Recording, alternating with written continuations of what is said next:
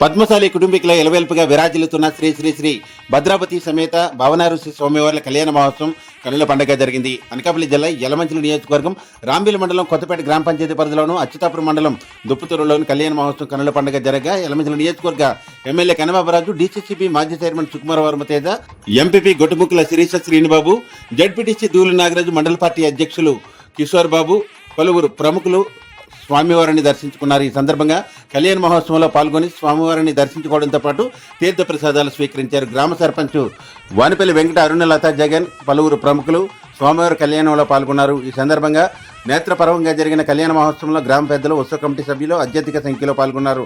ముఖ్యంగా ఆలయ ప్రాంగణం వద్ద చలువ పందిళ్లు వేసి పూలతో అలంకరించి ఆలయాన్ని ముస్తాబు చేశారు. అత్యధిక సంఖ్యలో స్వామివారి కళ్యాణ మహోత్సవంలో పాల్గొన్నారు.